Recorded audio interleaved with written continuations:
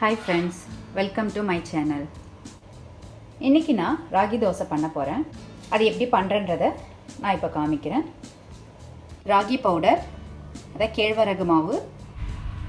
இதுல 2 கப் போட்டுக்கலாம் நம்ம. இது பாத்தீங்கன்னா தோசை மாவு ஒரு 1/4 கப் எடுத்துர்க்கேன் இதுல. இது வந்து ரவையும் ஒரு 1/4 கப் எடுத்துர்க்கேன். கடுகு சீரகம் கொஞ்சம், அப்புறம் வந்து கடலை பருப்பு உளுத்தம் பருப்பு மட்டும் நான் தாளிச்சு பண்ணலான்னு இருக்கேன். அதனால கடுகு சீரகமும் கடலை பருப்பு உளுத்தம் பருப்பும் எடுத்திருக்கேன். கொஞ்சம் சால்ட்டு, ஒரு ஆனியன் ஸ்மால் சைஸாக கட் பண்ணியிருக்கேன். பச்சை மிளகாய் வந்து ஒரு பச்சை மிளகாவை சின்ன சின்னதாக கட் பண்ணியிருக்கேன். கருவேப்பிலை கொஞ்சம், கொத்தமல்லி கொஞ்சம், இஞ்சி வந்து துருவி வச்சுருக்கேன் கொஞ்சமாக. இப்போ நம்ம ஃபஸ்ட்டு மாவு ரெடி பண்ணிடலாம். ஃபஸ்ட்டு ஒரு கப் எடுத்துக்கோங்க. கப்பில் இந்த கேழ்வரகு மாவை போட்டுருங்க. இப்போ 2வது கப்பு ஆட் பண்ணிடலாம். இப்போ ரவை ஆட் பண்ணிடலாம். இப்போ கப்பில் நான் 2 கப்பு கேழ்வரகு மாவு போட்டுட்டேன். அப்புறம் எடுத்து வச்ச ரவை போட்டுட்டேன். தோசை மாவும் ஊற்றிட்டேன். சால்ட்டும் போட்டாச்சு. இப்போ நம்ம நல்லா மிக்ஸ் பண்ணிடலாம்.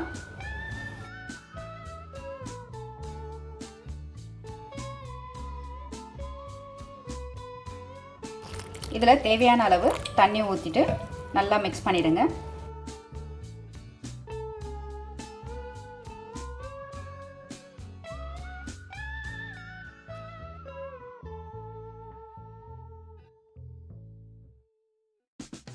நம்ம எப்படி தோசை மாவு ரெடி பண்ணுவோமோ அந்த அளவுக்கு வாட்டர் இருந்தால் போதும். ரொம்ப திக்காக வேண்டாம், தண்ணியாகவே இருக்கட்டும். தோசை ஊற்றுற அளவுக்கு இருந்தால் ஓகே. அப்போ தான் மெலிசாக வரும்.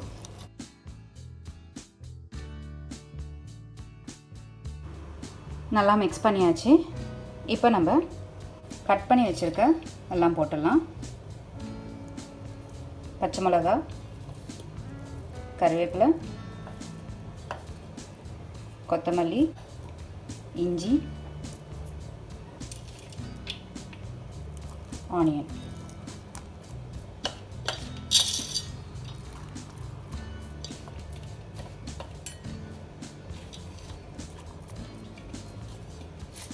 எல்லாத்தையும் போட்டாச்சு.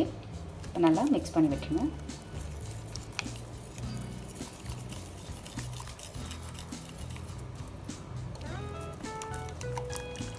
நல்லா மிக்ஸ் பண்ணியாச்சு. இப்போ நம்ம அந்த கடுகு சீரகம் கடலைப்பருப்பு உளுத்தம் பருப்பை தாளிச்சிட்டு வந்துடலாம். தாளிச்சிட்டு இதில் கொட்டணும். அதனால் இப்போ தாளிக்கிறதுக்கு ஒரு சின்ன கடாய் வச்சுக்கலாம். அதில் ஆயில் கொஞ்சம் போட்டுடலாம். ஆயில் போட்டாச்சு. ஆயில் சூடானதும் கொஞ்சமாக கடுகு சீரகம் இதில் சேர்த்துலாம்.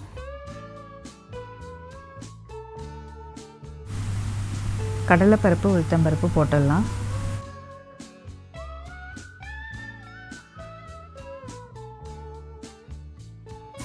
பருப்புலாம் ஃப்ரை ஆகிடுச்சு. ஆஃப் பண்ணிடலாம். தாளிச்சிட்டு வந்தாச்சு. இப்போ இதில் சேர்த்துடலாம். இப்போ நல்லா மிக்ஸ் பண்ணி விட்டுடலாம். கேழ்வரகு மாவு ரெடி ஆகிடுச்சு. இப்போ நம்ம தோசை ஊற்றிடலாம். இதில் தோசை தவாவை ஃபஸ்ட்டு ஆயில் போட்டு நல்லா தொடச்சிடுங்க. இப்போ தோசை ஊற்றிடலாம்.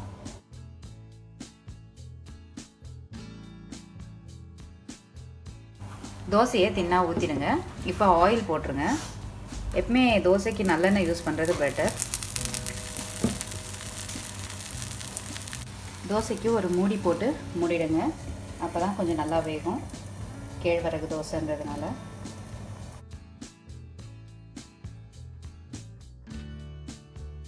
நல்லா மீடியம் ஃப்ளேமில் வச்சு வேக வைங்க. அப்போ தான் நல்லா வேகும்.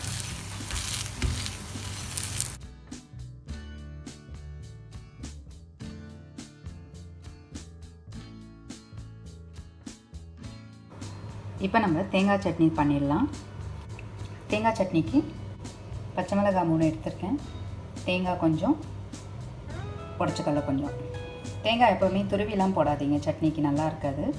இந்த மாதிரி நம்ம இந்த தோலோடவே இப்படி பத்தையாக இருக்கிறத யூஸ் பண்ணோன்னா சட்னிக்கு டேஸ்ட்டாக இருக்கும். மிக்சியில் பச்சை மிளகாய் போட்டுடலாம். தேங்காவை இந்த மாதிரி சின்ன சின்னதாக கட் பண்ணிக்கோங்க. இப்போ நம்ம மிக்சியில் போட்டுடலாம்.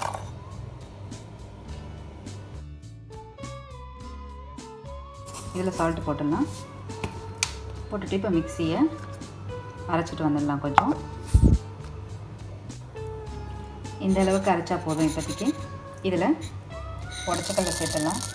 எப்பவுமே உடச்சக்கல்லை வந்து கம்மியாகவே சேர்த்துக்கோங்க. தேங்காய் அதிகமாக இருந்து உடச்சக்கல்லை கம்மியாக இருந்தால் தான் டேஸ்ட்டு நல்லாயிருக்கும். உடச்சக்கல்லை நம்ம அதிகமாக போட்டுட்டோன்னா சட்னியோட டேஸ்ட்டே மாறிடும். இப்போ நம்ம அரைச்சிட்டு வந்துடலாம். இப்போ நம்ம இதில் தண்ணி கொஞ்சம் ஆட் பண்ணிவிட்டு நல்லா சட்னிக்கு ஏற்ற அளவுக்கு அரைச்சிட்டு வந்துடலாம். சட்னி ரெடி ஆகிடுச்சு. இப்போ தாளிச்சிடலாம். நம்ம கடாயில் கொஞ்சம் ஆயில் போட்டுக்கலாம். இப்போ இதில் கடுகு, சீரகம், உளுத்தம்பருப்பு எண்ணெயில் சேர்த்துடலாம்.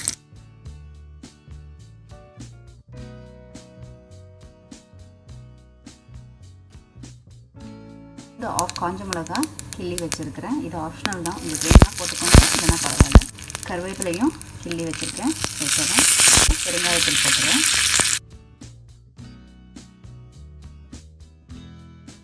இப்போ ஆஃப் பண்ணிவிட்டு நம்ம சட்னியில் போட்டுடலாம். இப்போ நான் சட்னியில் போட்டுறேன். டேஸ்டியான தேங்காய் சட்னி ரெடி ஆகிடுச்சு. ரொம்ப டேஸ்ட்டாக இருக்குங்க. இதே மாதிரி நீங்களும் ட்ரை பண்ணி பாருங்கள், உங்களுக்கும் பிடிக்கும்னு நினைக்கிறேன். டேஸ்டியான ராகி தோசை அண்ட் தேங்காய் சட்னி ரெடி ஆகிடுச்சு. ராகி தோசை ரொம்ப நல்லதுங்க உடம்புக்கு. இது ஹெல்த்தியான தோசை. ஏன்னா நம்ம வெறும் ராகி மாவை வந்து கலந்து சாப்பிட்டா சில பேருக்கு பிடிக்காது. இப்போ இதில் வந்து ரவை, தோசை மாவு கொஞ்சம் மிக்ஸ் பண்ணிக்கிட்டிங்கன்னா நார்மல் நம்ம தோசை சாப்பிட்ற மாதிரியே இருக்கும். ரொம்ப டேஸ்டியாக இருக்கும். அடிக்கடி ராகி மாவை நம்ம சேர்த்துக்கிறது ரொம்ப நல்லது. நீங்களும் இதை ட்ரை பண்ணி பாருங்கள், உங்களுக்கும் பிடிக்கும்னு நினைக்கிறேன். பிடிச்சிருந்தா லைக் பண்ணுங்கள், சப்ஸ்கிரைப் பண்ணுங்கள். தேங்க்யூ.